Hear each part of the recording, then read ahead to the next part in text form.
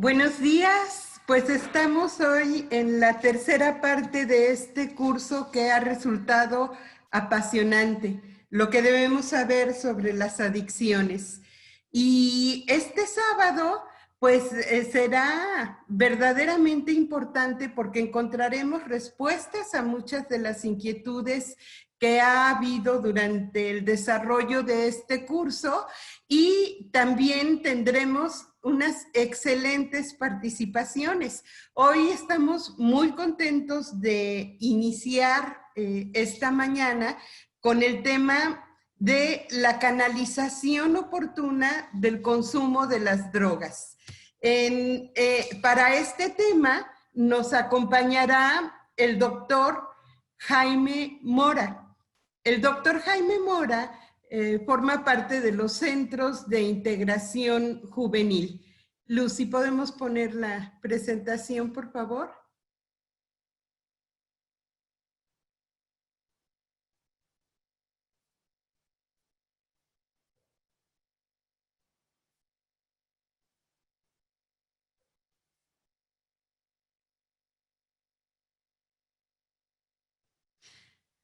Bueno, pues para todos ustedes damos el currículum del doctor Jaime Mora, que es médico cirujano egresado de la Universidad Autónoma de Guadalajara, con la especialidad en psiquiatría por el Hospital San Juan de Dios en Zapopan, Jalisco, y también en rehabilitación y reinserción psicosocial por Parc Sanitari Sant Joan de Barcelona. Es director de la Unidad de Hospitalización Zapopan de Centros de Integración Juvenil.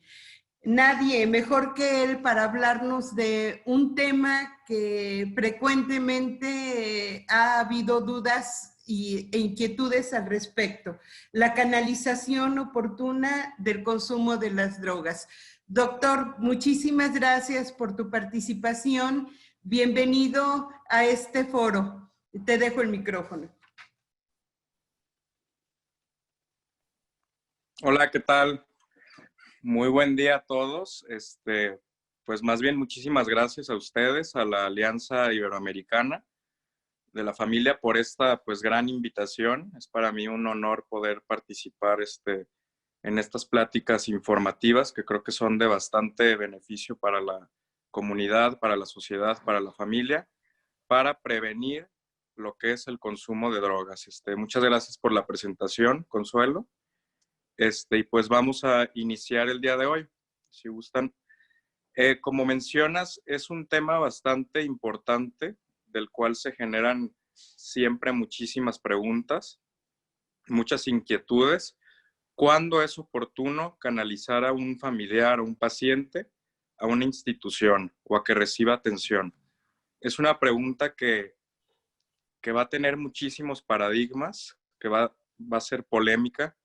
Cuándo sí, cuándo no. Es por eso que decidí hacer una presentación en la cual vamos a iniciar por definir qué son las adicciones, porque luego es un término que pues todo el mundo conocemos, ubicamos, pero ha cambiado con el paso de los años en sí lo que es la definición como tal del espectro y el continuo de las adicciones.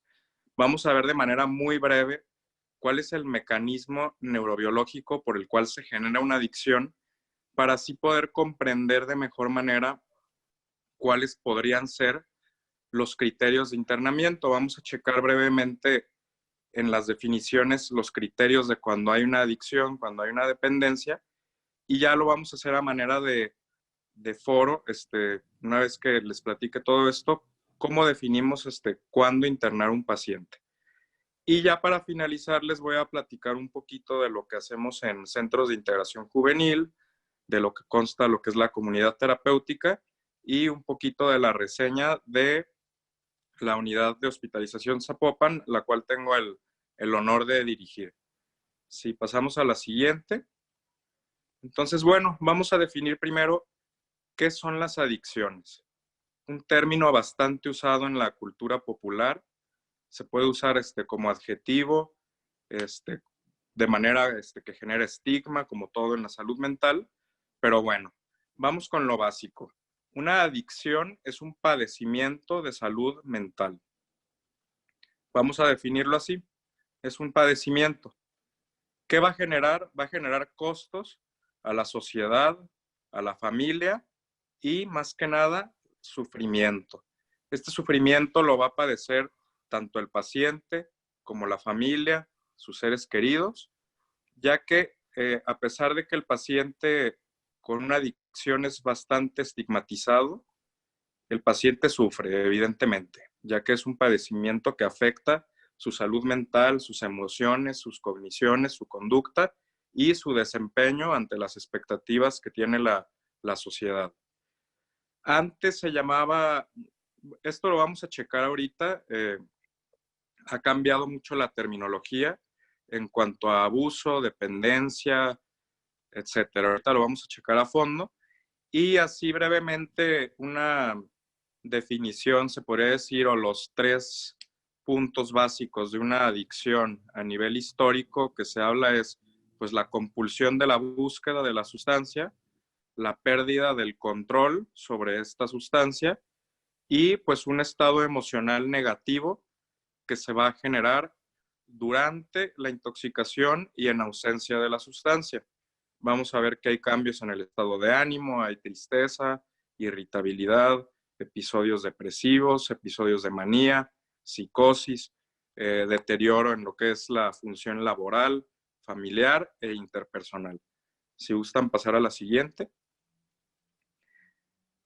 Como les comentaba, históricamente se hablaba pues del consumo ocasional, controlado o social, que también ahí entramos en un gran paradigma, en algo muy polémico.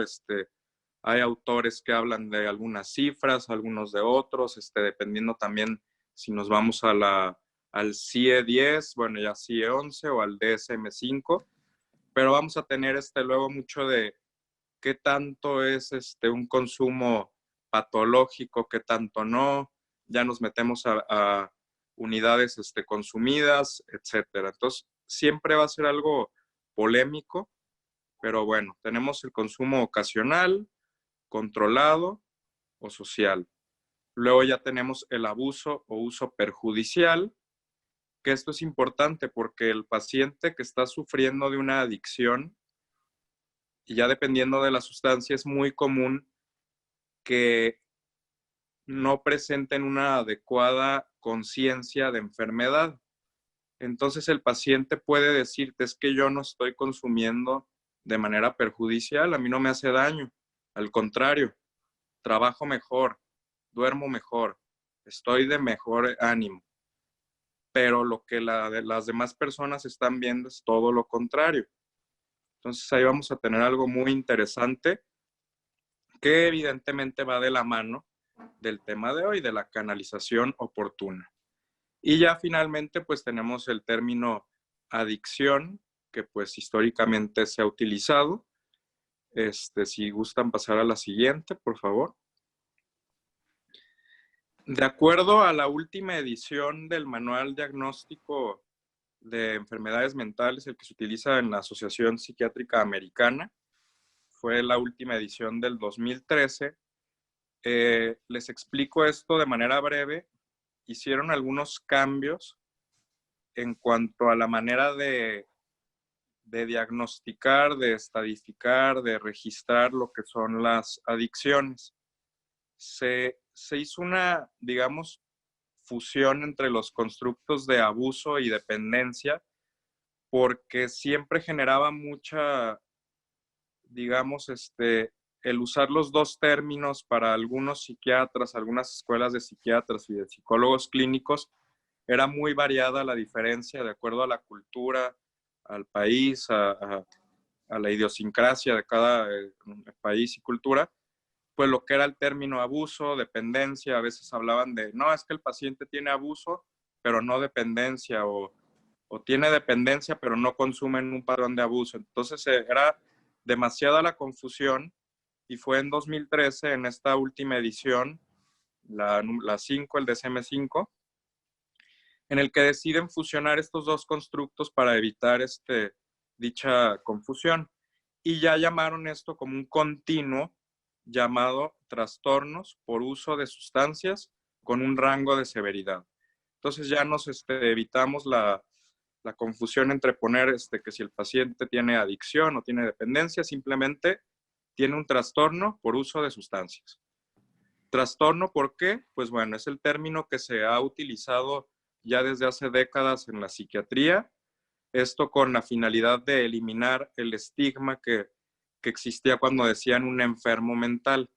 Se cambió a trastorno, aún sigue generando cierta polémica por el estigma de la palabra, suena algo fuerte, trastorno, pero bueno, es como lo tenemos. Y ponen rangos de severidad en cuanto al uso de sustancias. En esta última clasificación ponen lo que es leve, moderado y severo, basado en 11 criterios. Leve cuando se tiene de 2 a 3, moderado 4 a 5 y severo de 6 o más. Esto es importante lo que menciono porque no hay que minimizarlo.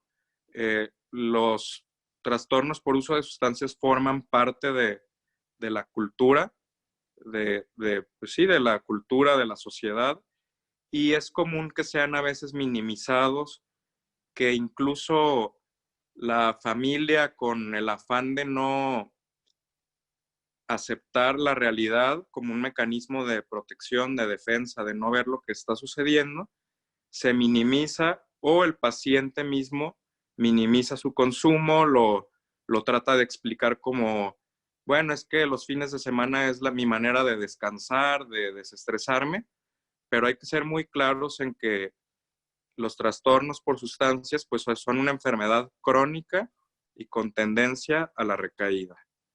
Si pasamos a la siguiente, por favor.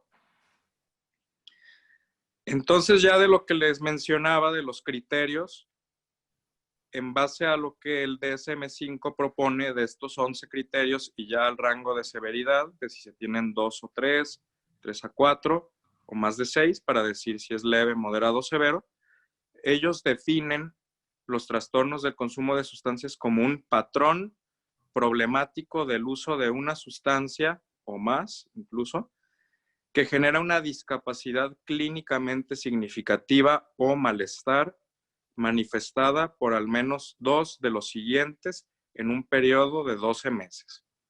Sigue siendo algo, porque en la temporalidad, pues bueno, si fuera en 2 meses, entonces ya no hay un trastorno. Todo esto viene ya en el DSM, en lo que son se puede estadificar, se pueden poner criterios, hay muchas maneras de hacerlo, pero porque tampoco no hay que guiarnos esto como si fuera una receta de cocina, una guía de tiene trastorno, porque hay que usar estas herramientas diagnósticas como un apoyo, pero evidentemente la pericia clínica del psiquiatra, del psicólogo es lo más importante para poder diagnosticar cualquier trastorno.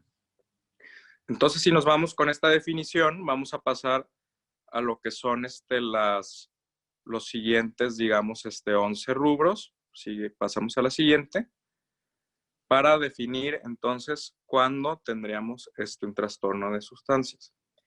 El primero sería la tolerancia. ¿Qué es la tolerancia?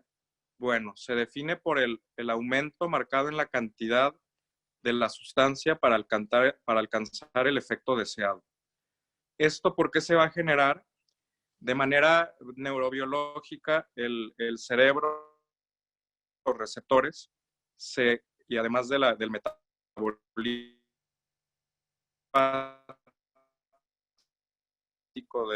nos vamos a enfocar, por ejemplo, en el alcohol, van aumentando los receptores y el metabolismo del alcohol por las enzimas alcohol deshidrogenasa, etcétera, ya no va a ser el mismo efecto. El paciente va a necesitar mayor dosis para alcanzar ese efecto deseado. Si al inicio este paciente requería 2 copas de tinto para relajarse, con el paso del tiempo, tal vez ya va a requerir 4, después 6, después 8, después 10, y esa persona incluso puede que no alcance ese efecto, porque ya su hígado y sus receptores en el cerebro de neurotransmisores ya están adaptados o ya toleran por lo cual necesita aumentar la dosis el paciente para sentir este mismo efecto.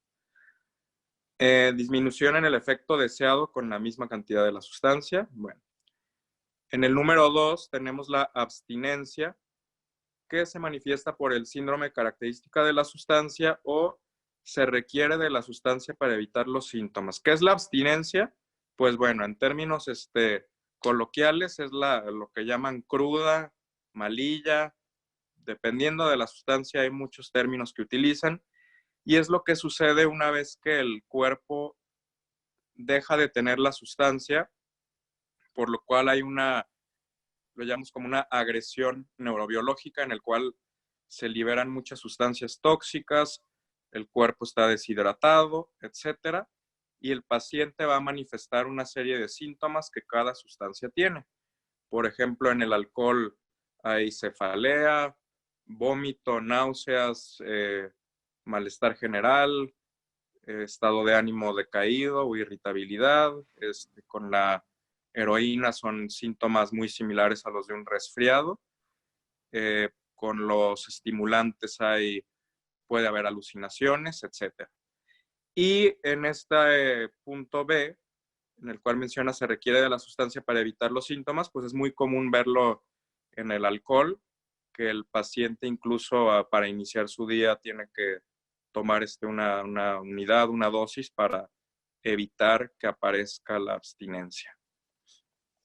En el punto número 3 tenemos el deseo persistente o esfuerzo insatisfactorio para disminuir o controlar el abuso de la sustancia. En el 4 la sustancia es ingerida en mayor cantidad o tiempo que lo intencionado. Esto se puede ver cuando la persona ya va a situaciones sociales, etcétera, y pues bueno, ya en un lapso de 1 hora ya se tomó 4 o 5 bebidas y él planeaba tomarse solamente una. Entonces ya es cuando la sustancia está tomando un control sobre la vida de esta persona. En el punto 5 tenemos disminución en el tiempo destinado a otras actividades recreativas, sociales, ocupacionales, a la familia, al pasatiempo, porque la persona pues está destinando este tiempo que viene en el punto 6, a obtener, a usar o recuperarse de la sustancia. Es decir, es una persona que si anteriormente los fines de semana se iba con la familia, se iba a correr, se iba a jugar fútbol, etcétera, pues ya ahora destina ese tiempo para desvelarse consumiendo la sustancia, al día siguiente reponerse, por lo cual ya no se levanta al fútbol, a correr, ya no está pasando el tiempo con la familia como se debe porque está irritable, está cansado, no durmió, etcétera. Y el 7, uso continuo de la sustancia a pesar de los problemas que esta ocasiona. Es común que la persona sí se dé cuenta, dependiendo mucho de la sustancia. Hay sustancias en donde es más evidente para el paciente que ya está sufriendo de un problema y hay otras sustancias en donde es más complicado que el paciente llegue a darse cuenta que le está generando problemas el uso de la sustancia. Pasamos a la siguiente, por favor. En el 8, el uso de la sustancia se mantiene a pesar del conocimiento de tener un problema físico o psicológico persistente o recurrente que ha sido causado o exacerbado por la sustancia. Va aparte con el 7, muy relacionado. El 9, uso recurrente en situaciones en que es físicamente dañino. Esto puede relacionarse a conducir el automóvil en estado de intoxicación, participar en riñas, en peleas, toda una gama de situaciones en las cuales se pone en riesgo a la persona. El 10, uso recurrente y en fracaso, pues para realizar o continuar con actividades, para cumplirlas de manera adecuada. Y el 11, el deseo intenso o también llamado craving de la sustancia. Bueno, como pueden ver, son 11 síntomas, signos, y ya en base a eso es que podemos, digamos, en el paciente ver si presenta 1, 2, 3, 4, 5, 6 o más, y ya definir si el paciente está presentando un trastorno por uso de sustancias de manera, bueno, de forma leve, moderada o severa. Creo que en estos 11 puntos, si los analizamos, si los checamos, ya estamos teniendo una idea un poco clara o como una introducción a lo que sería cuándo canalizar a un paciente. Si nos enfocamos en cada uno de estos puntos, en la gravedad o severidad de cada uno, y ya cuántos presenta el paciente, ya podemos hablar o orientarnos a cuándo es oportuno canalizarlo. Si pasamos a la siguiente, por favor. De manera breve, pues les voy a platicar un poco de en qué consta la adicción. Primero tenemos este diagrama, esta imagen que va a explicar, digamos, el ciclo que presenta una persona que ya tiene un trastorno por uso de sustancias, en el cual lo primero que tenemos es la preocupación o anticipación por el consumo de la sustancia. Esta preocupación viene porque el paciente, uno, siente necesidad de consumir para mitigar algún síntoma. Es muy común, más bien, es ley que cuando hay un trastorno por uso de sustancias hay patología dual, es decir, hay otro padecimiento de salud mental, principalmente trastornos del estado de ánimo, es decir, depresión y trastornos de ansiedad. Entonces el paciente utiliza la sustancia para mitigar estos síntomas. Un ejemplo sería en el alcohol, pues la ansiedad. Entonces el paciente empieza a preocuparse porque sabe que va a requerir del consumo porque se siente ansioso, aunque también ya se siente ansioso porque pues ya tiene un trastorno por uso de alcohol. Después de todo este estrés psicológico que tal vez el paciente, no sé, de lunes a viernes, de lunes a miércoles puede que esté bien, pero ya el jueves le empieza una ansiedad de que viene el fin de semana, de qué va a pasar, si se va a intoxicar otra vez, si no, si va a poder controlarlo, si no, etcétera. Llega el fin de semana y pues viene ya lo que es la intoxicación, el binge, en español es atracón, sería el consumo ya en abuso, se intoxica el paciente y después viene lo que es la abstinencia, la cruda, la cual va a venir cargada de mucho afecto negativo. Viene tristeza, culpa, vacíos, ¿por qué lo hice? Me gasté el dinero para la escuela de mis hijos en conseguir el alcohol, no fui a la comida, me siento mal. Y viene otra vez el ciclo. Preocupación, porque otra vez lo voy a hacer, no quiero hacerlo, ¿qué va a pasar? Llega el momento, pues bueno, ya tengo que hacerlo porque estoy muy ansioso y otra vez empieza el ciclo y ahí ya tenemos lo que es una adicción. Pasamos a la siguiente. En las etapas, bueno, vamos a tener primero, como pueden ver del lado izquierdo de su pantalla, en cuanto a los factores etiológicos o causas, como todo trastorno mental, pues es multifactorial. Tenemos algunos trastornos que tienen mayor carga genética, como es la esquizofrenia o el trastorno bipolar, también los trastornos por uso de sustancias. Tenemos los factores ambientales, el estrés y los factores de condicionamiento.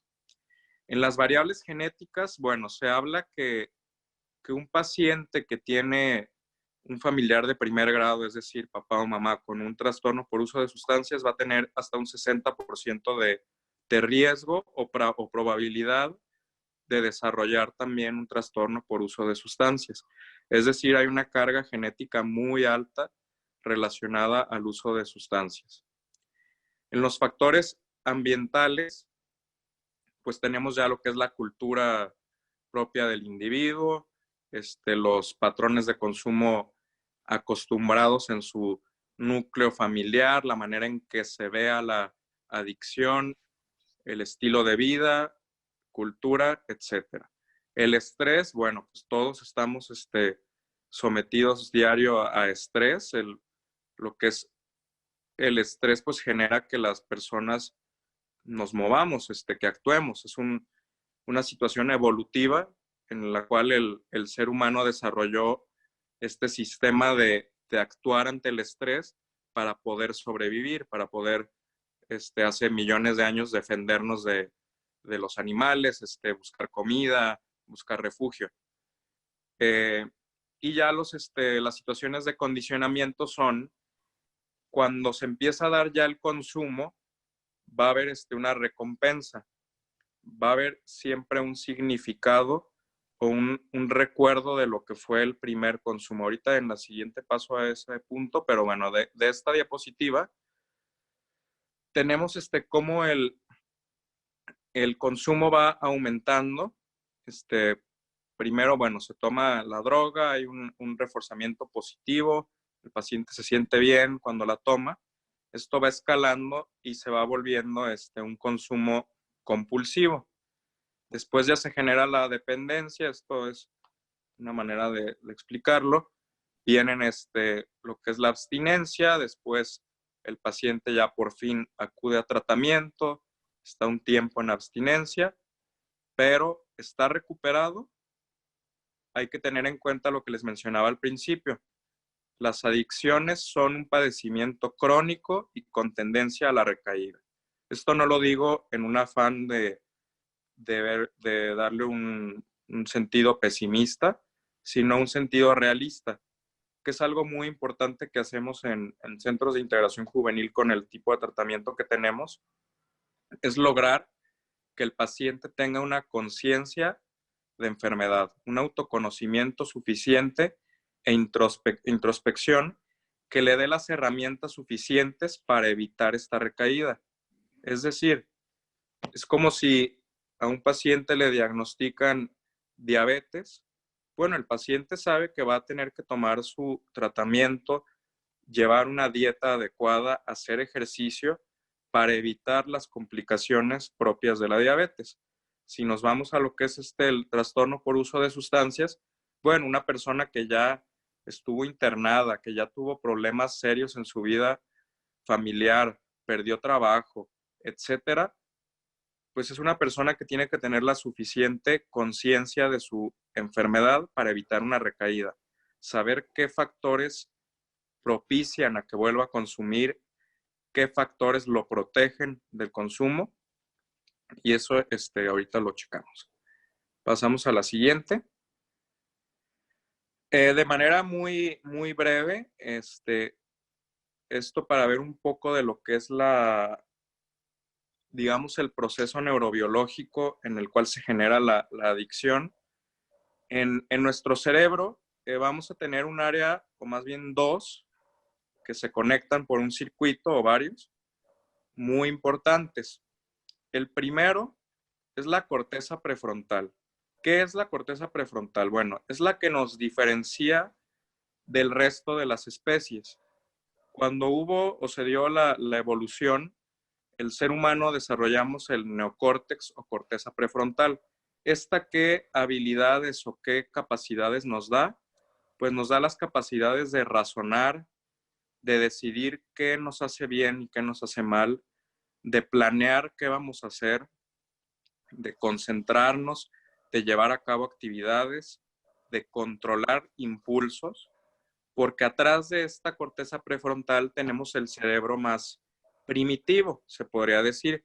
Tenemos los núcleos de apetito, de saciedad, de conducta, más bien de saciedad sexual, todo tipo de núcleos, los cuales la corteza prefrontal va a funcionar como un freno o como un procesador para decidir, bueno, ya comí, ya estoy lleno, porque voy a comer más. Ok, estoy enojado, puedo imaginar cosas, pero no voy a ir a hacerlas, etcétera. Entonces la corteza es lo que nos da este freno al cerebro más primitivo. Y por otro lado tenemos el sistema límbico, que está formado por esta parte que vemos ahí de amígdala e hipocampo. el hipocampo es el área principal de la memoria y la amígdala es la parte del cerebro que le da un sentido, digamos, emocional a esa memoria. Es como cuando olemos un perfume, un alimento y decimos, esto me recuerda cuando iba a casa de mi abuela y cocinaba tal platillo. O esto me recuerda al olor de casa de tal tía. Bueno, vamos a tener ahí mismo el centro de recompensa, el cual, pues bueno, está diseñado biológicamente para exactamente recibir recompensa de actividades naturales y así poder sobrevivir. ¿Qué actividades?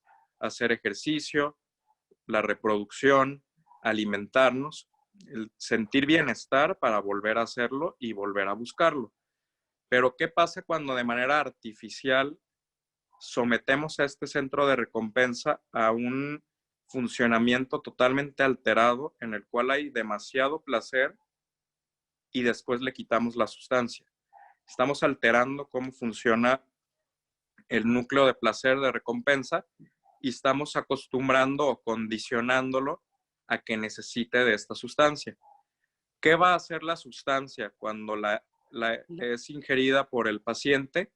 Va a disminuir o alterar las funciones propias de la corteza prefrontal.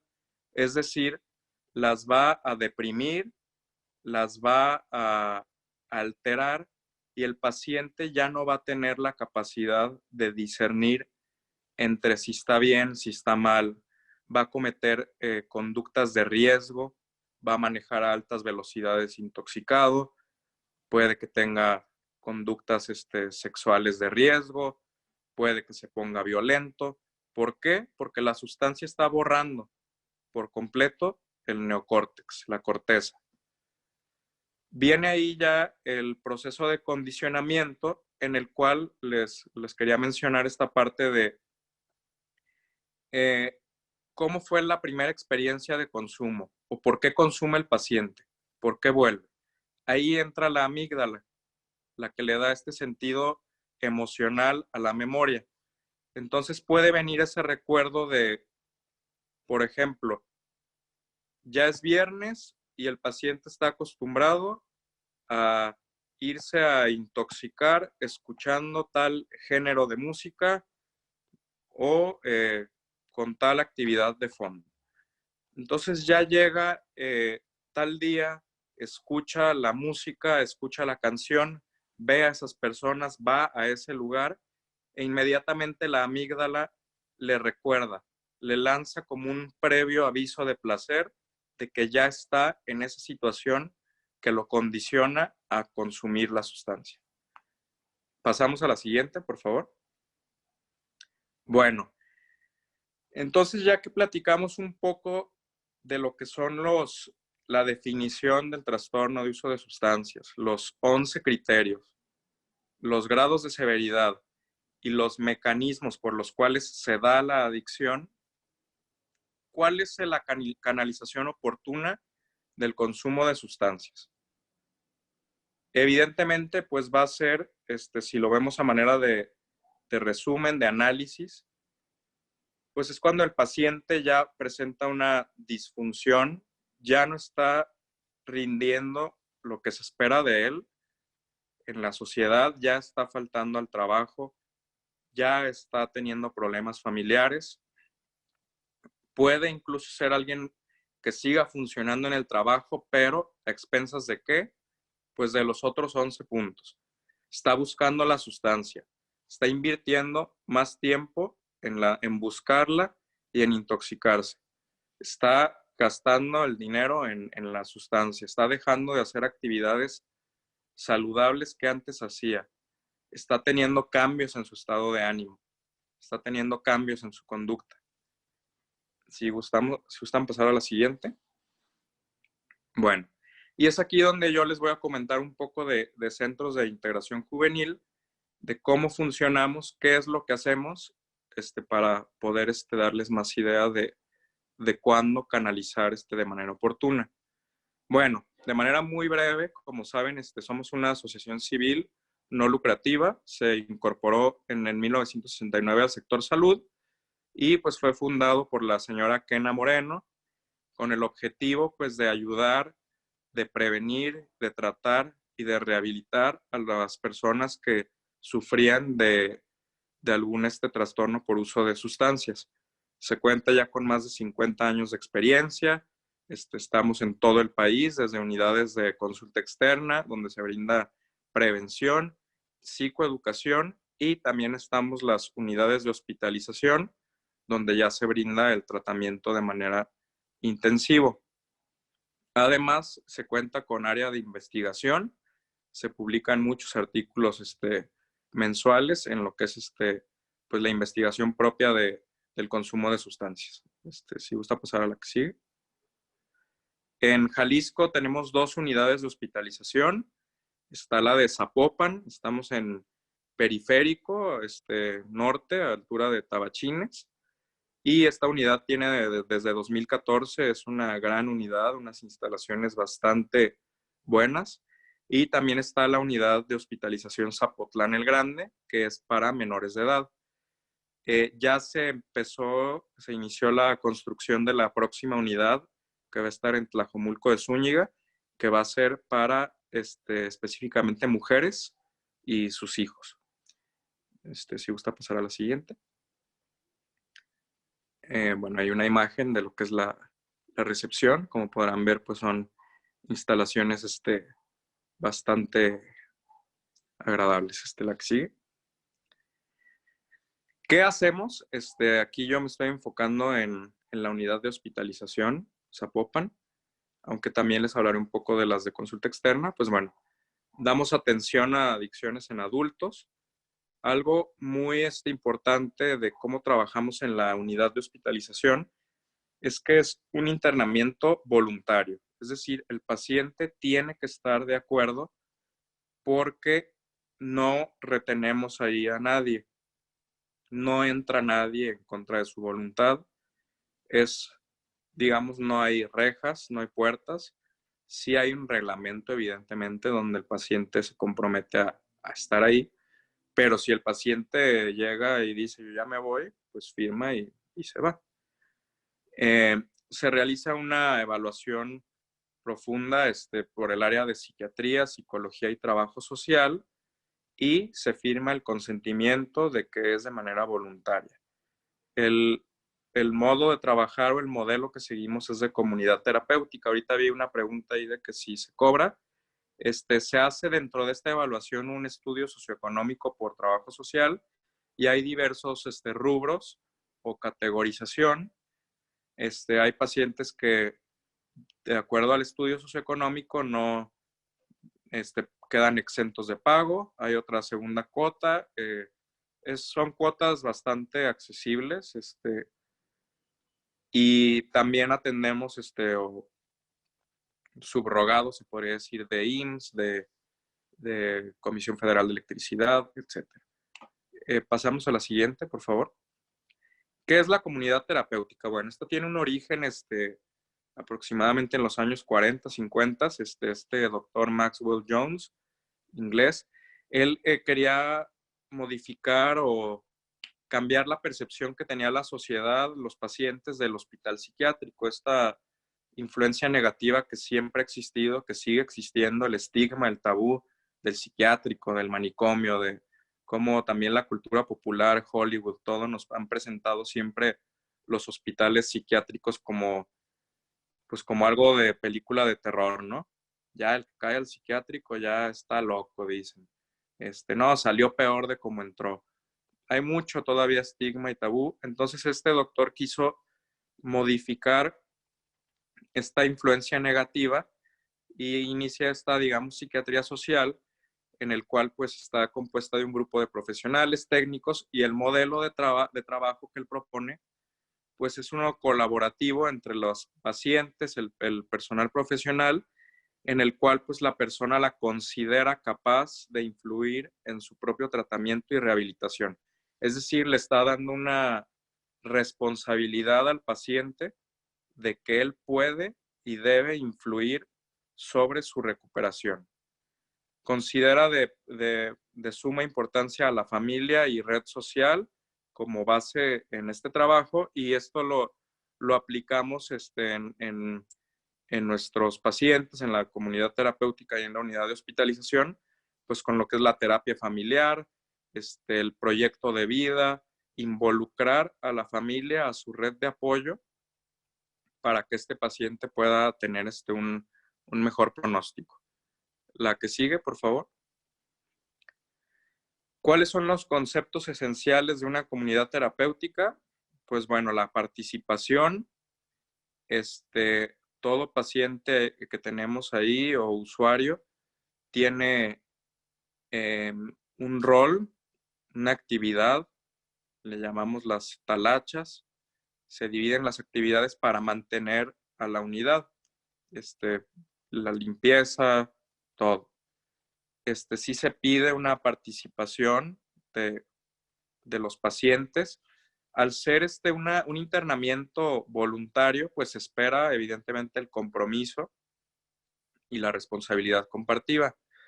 Tenemos uso de normas y valores, rutina diaria, se fomentan las relaciones sociales saludables, es decir, que no dependan del consumo de una sustancia o de un patrón patológico de relacionarse.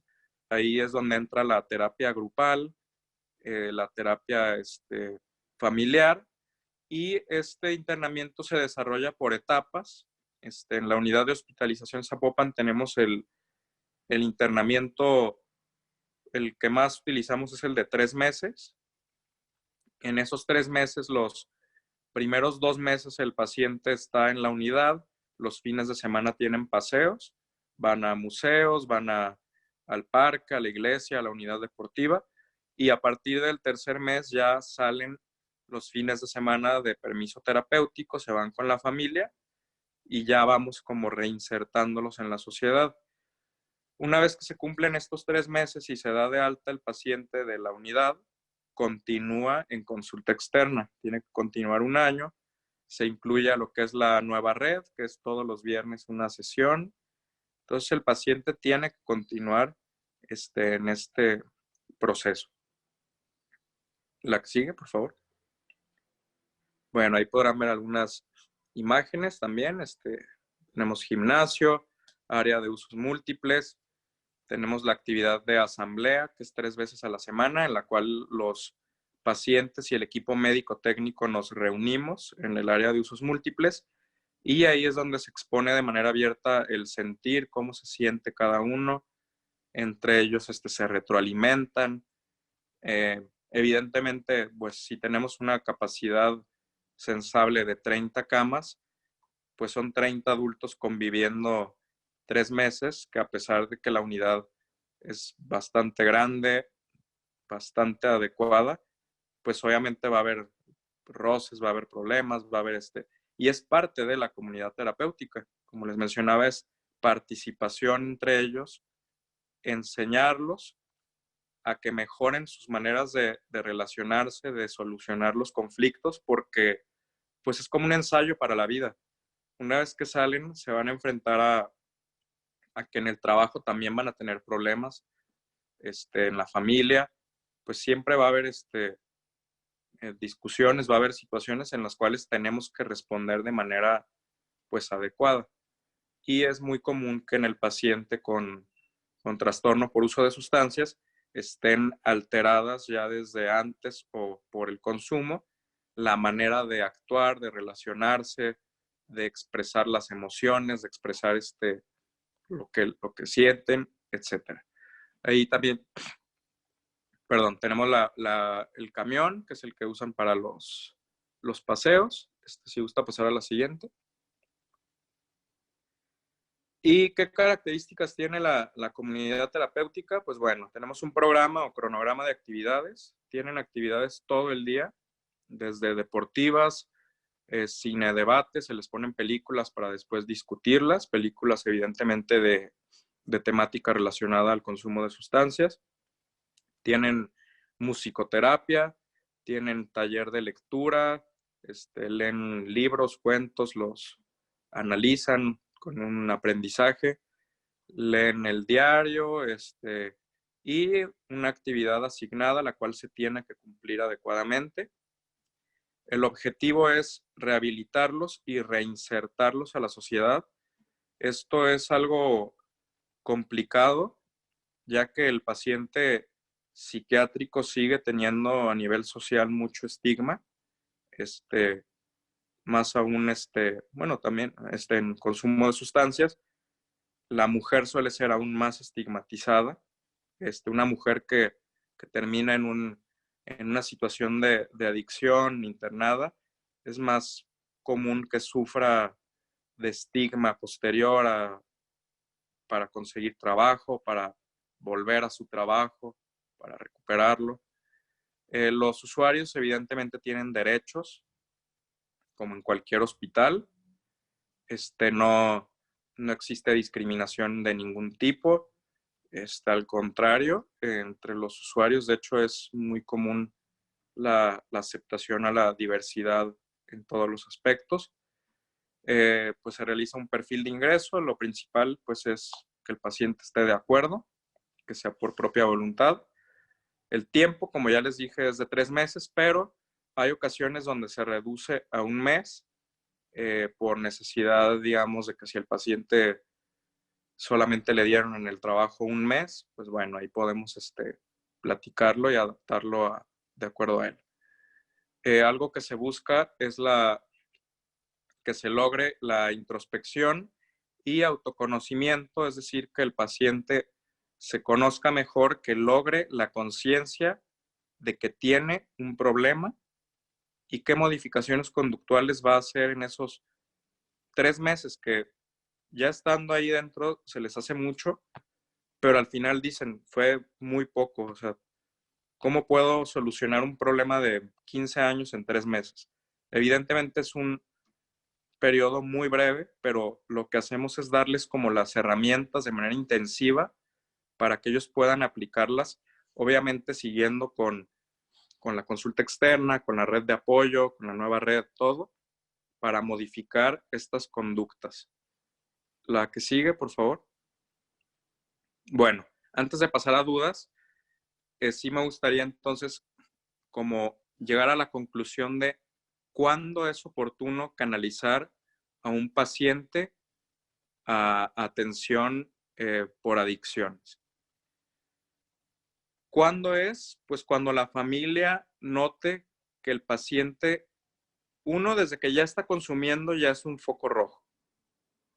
Si ya el paciente inició, si está todavía en edad, digamos, está joven, adolescente, y empieza a consumir cualquier sustancia, ya es un foco rojo. Evidentemente hay sustancias legales, está el alcohol y la nicotina, que bueno, cualquier adolescente puede llegar a pasar por estas experiencias, pues digamos, experimentales de consumo, pero ya si empezamos a ver que altera su conducta, su funcionamiento, su desempeño escolar, ya es un foco rojo.